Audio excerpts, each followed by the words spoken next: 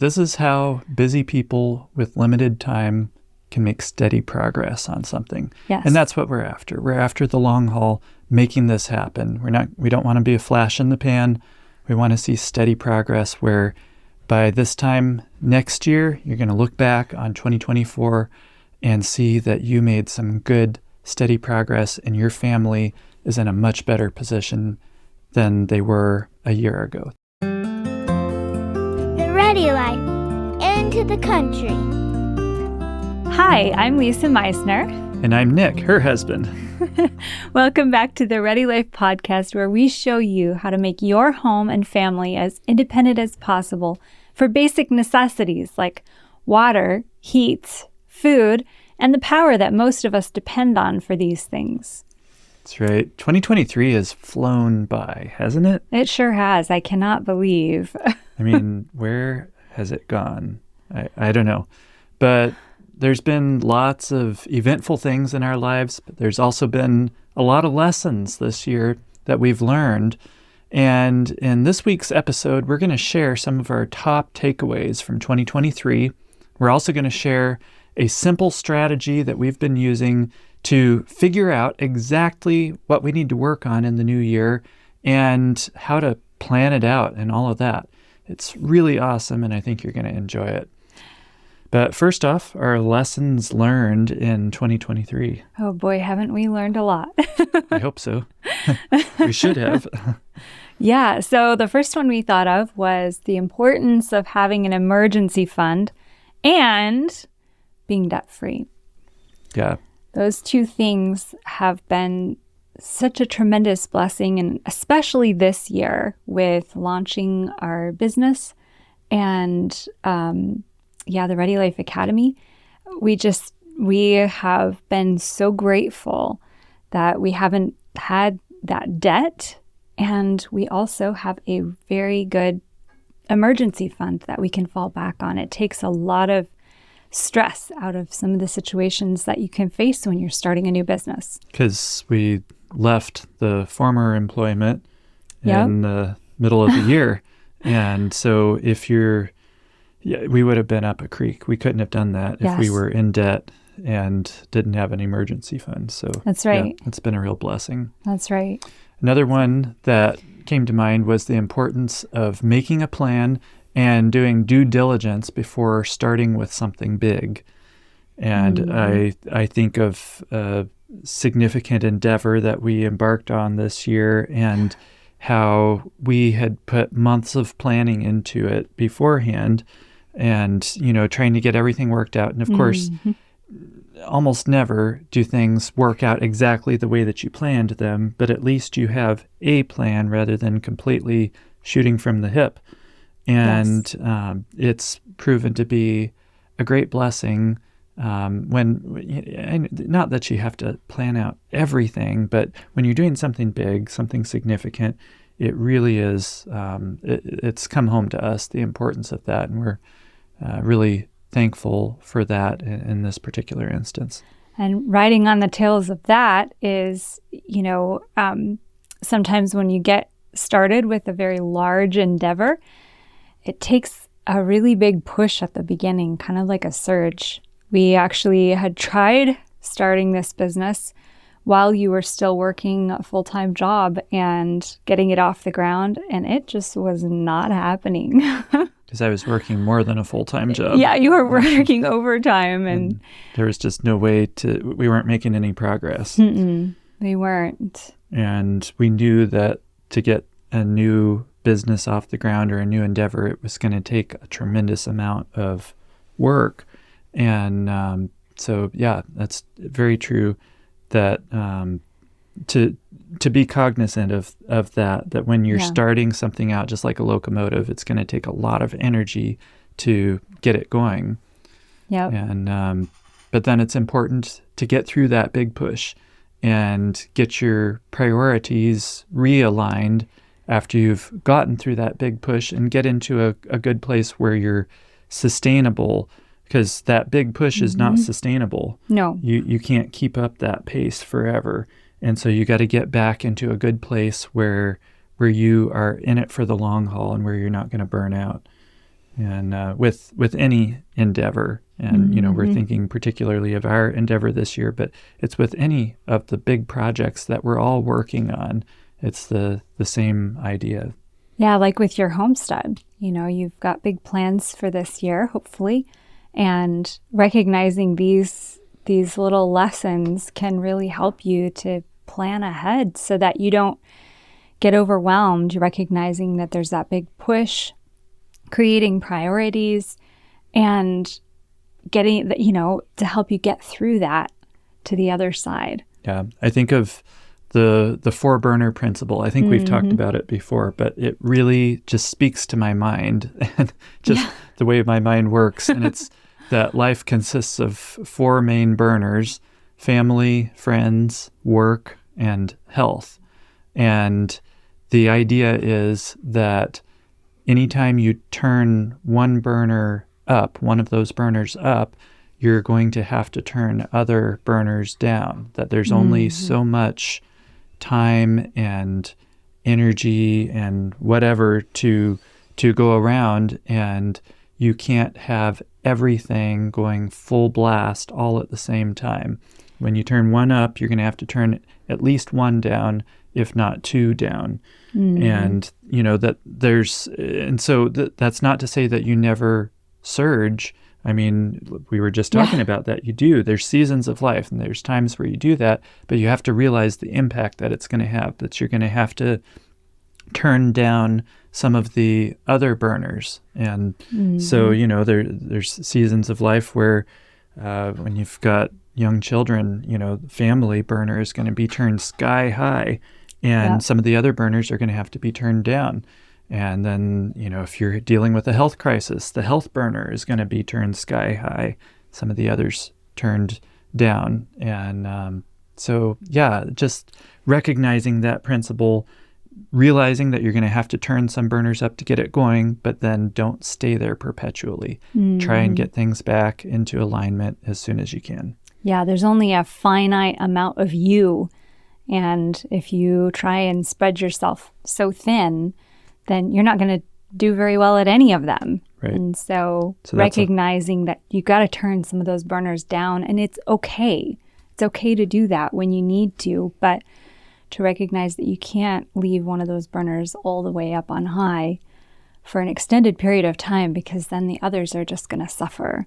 Right. So that's a lesson. It's a balance. That we're, I don't know if I can say we've learned it this year, but we are learning it. What's another one? So be patient. So whether you're looking for property or trying to find the right job or whatever it might be, that thing you've been working on, be patient. And I think I'm preaching more to myself right now than anyone. I think just the other day I came over and I was like, had this ha-ha moment, we've got to be patient with ourselves. I've been frustrated because I want this or I want that to be done or to be great. And, if we want to, with our business, if we want to have something a certain way, we want to hire a marketing person or whatever, like I want to get it right the first time. But sometimes, as I've discovered with homeschool curriculums, sometimes you have to go through 2 or 3 of them to find the right one that really clicks with you. And I don't want to go through all of that. I want to just order the right one right out of the gate. And sometimes that's not the way it works.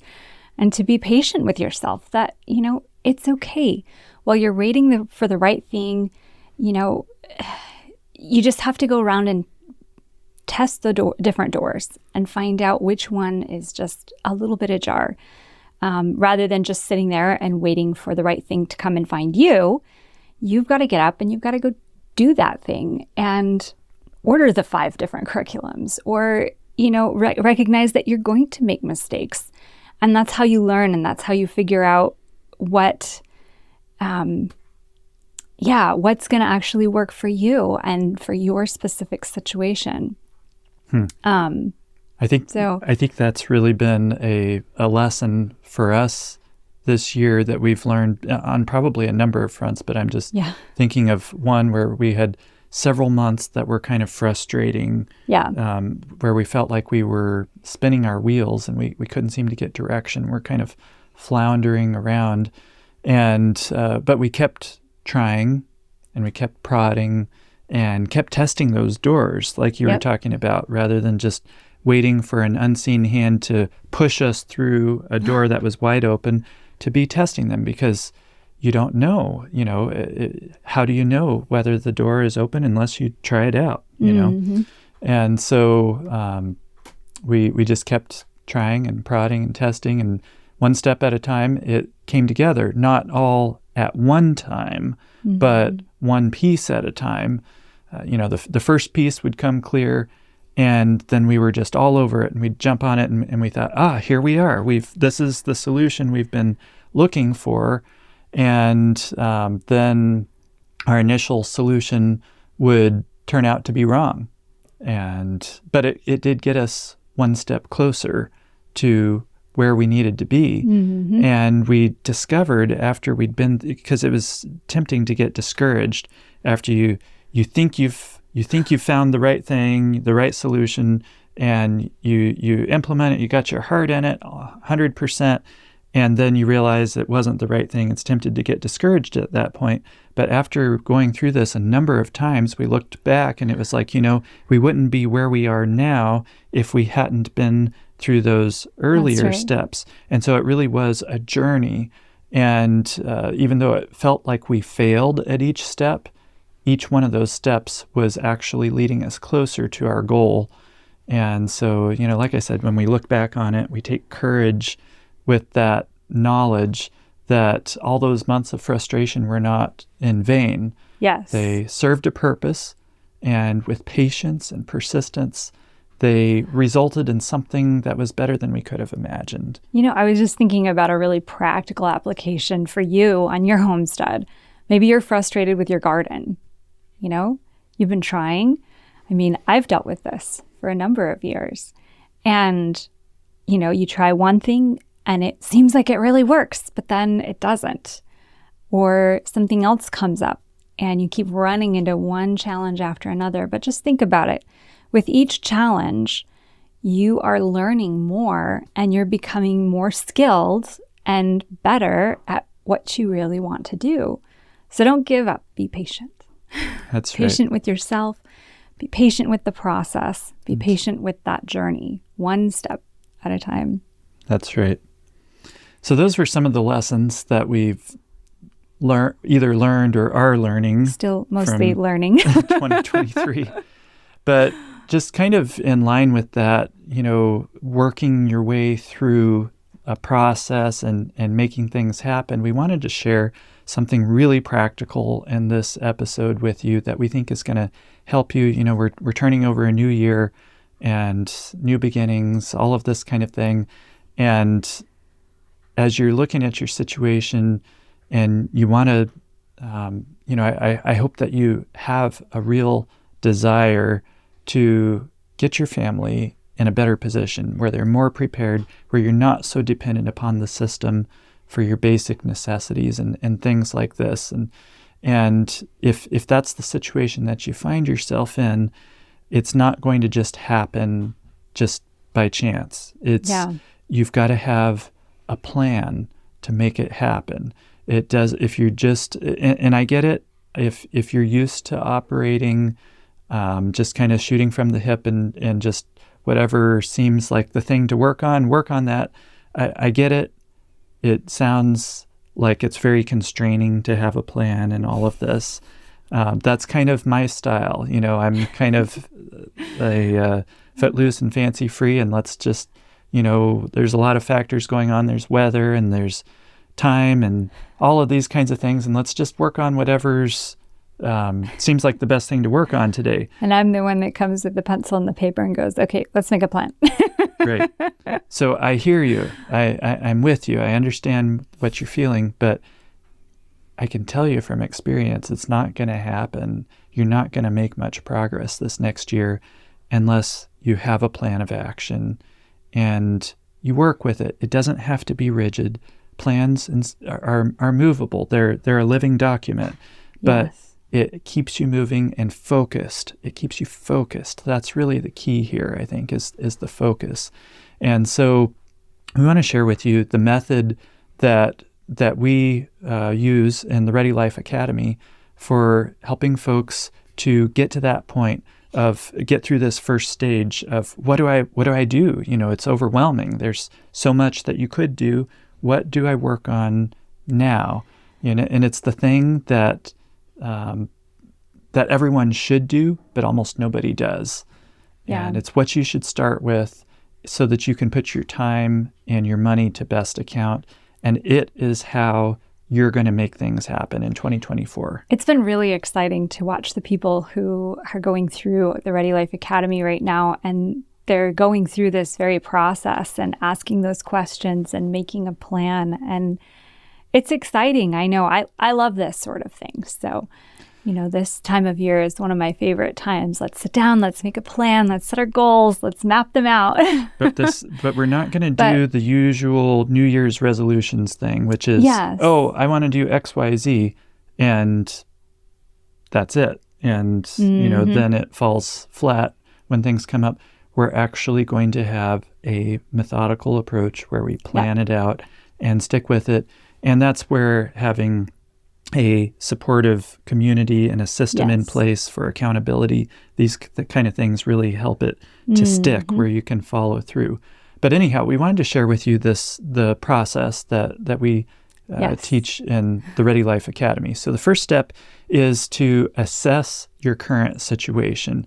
How else do you know what you need to work on unless you know where you're at and what your problem areas are? So looking particularly at the basic necessities of life, like water, food, heat, and the power that we often depend on for these things.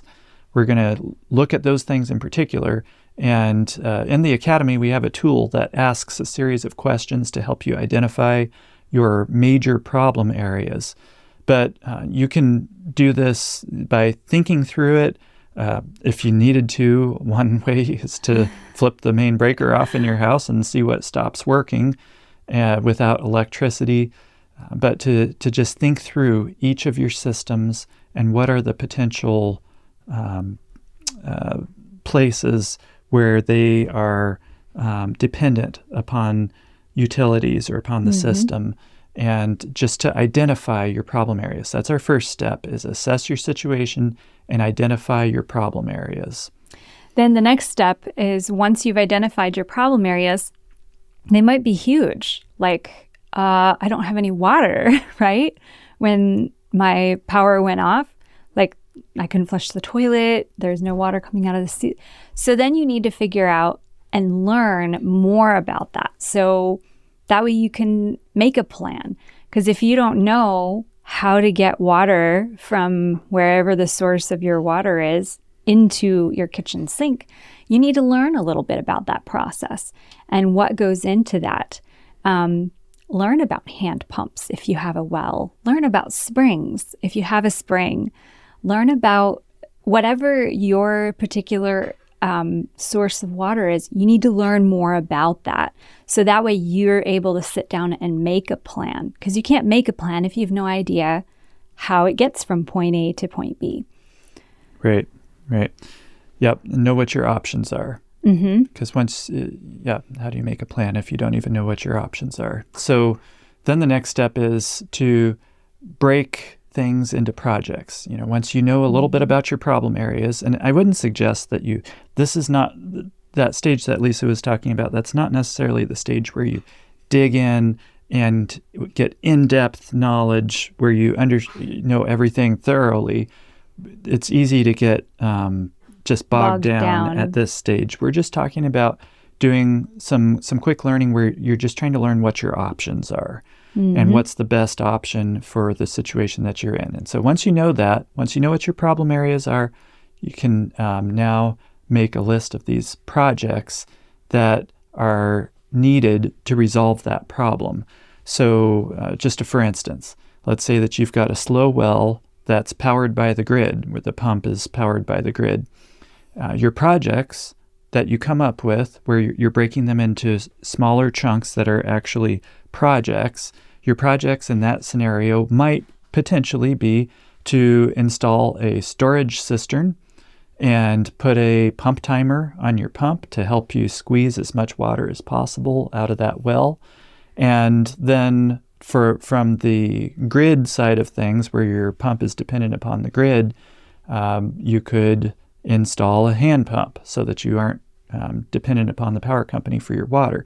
And so those would be kind of just an example of what your smaller projects might be. Instead of just saying water systems, we're breaking it into these smaller chunks projects, right? Mm-hmm. And that helps a lot with planning. Yes, because then you can map out what your options are. Let's start with the backup generator, then let's eventually get a power system to power our water pump. I mean, there's so many different directions that you can go with that projects list. But then the next thing is you need to prioritize. Are you going to start with the power system, or are you going to start with the hand pump, or are you going to start with the cistern? Once you have that list of projects, then you need to figure out which one you should tackle first, because you can't go and start all of them all at once. You're going to get overwhelmed. I'm not going to get anything. And you're not going to get anything done. That's right. There's a finite amount of you. So the key is focusing on one thing and working on one thing, maybe two, That's right. Possibly two if you have to wait on one for, if there's something that you have to wait on with one, yes. Then you could work on potentially a second one while you're waiting on the first one, but you don't want to get in multiple things at a time. That's right. So then what you need to do is you need to prioritize your projects. Prioritize the essential projects that are quicker to accomplish. Maybe they require less money. Maybe there's a project that you could get done quickly. Like I mentioned, you remember Dave Ramsey and his debt snowball? We've talked about this a number of times on the podcast.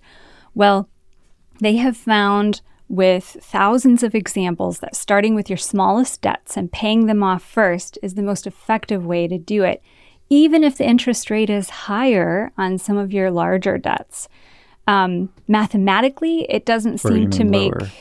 Even if the interest rate is lower on some of your larger debts. So, yeah. That's okay. So basically the idea is, even though it mathematically doesn't make sense, you look at the interest rate and you say, well, I should be paying off this bigger debt. They've found that no, you got to focus on the smallest ones first, regardless of the interest rate. That's what you're saying, right? Yeah, that's right. And the reason is just because there's something that happens in your brain when you start seeing quick wins. Like, hey, wow, I just paid this one off and I just paid that one off. And it snowballs. And that's why it's called the snowball effect. Because the more you roll that snowball, the quicker you're going to actually reach your goals. And so you can do this with your projects list. When you look at your projects list, prioritize them based upon how quick you can get them done. You also might need to prioritize them based on how much the project is going to cost or how long it's going to take you to accomplish that project. So money factor is a factor. Oh, yes. You mentioned that, but that's a factor because it might be really quick to do, but if it costs a ton of money and you don't have hardly anything, it's going to take you a long time to save up for that. That's right. And so it's going to take a long time. So you've got both of these factors in the mix. So yeah, if you put all of those factors into the mix and then you prioritize those projects based on those different factors, now you know what you're going to work on first. And you have a plan of, you've got a plan of action. Like, okay, we're going to start with the hand pump on our well. That's right. And in the Ready Life Academy, I actually have a handy tool where you can look at each project on its own merits and score it based on how essential it is and how much money it's going to require and how quick or how long it would take to accomplish it. And based upon that, it suggests what your top projects might be. You could do this on a piece of paper also. But doing this kind of a exercise is really, really helpful in prioritizing and figuring out what is the number one thing that you need to work on first, because it might not be readily obvious. I know with us, when we went through this exercise, it was really interesting with all the projects that we have that we want to work on. It was really interesting to see which ones came to the top. Yes, I was kind of excited. Anyway. Yes. And so now that you know what you're going to be working on first, you've prioritized and you know what you're going to be working on first, it's time to make a plan. And you do that by breaking the project into step-by-step action items. So let's just give you an example. For installing a storage cistern, it might look like this. It might be, step 1, estimate your daily water usage. So that you, step 2, can decide on the cistern capacity. Step 3 might be to decide on the cistern type, like concrete or plastic or that kind of thing. Step 4 might be to find the best location for where you're going to put the cistern. Step 5 might be to find a local store where you can purchase the cistern, and so on and so forth. I'm not going to take the time to go through all the possible steps, but you want to break it down as best you can at this stage into action items, realizing that as you learn more, as you dig in deeper, this is going to change probably. You might remove some of those. You might add some additional steps in.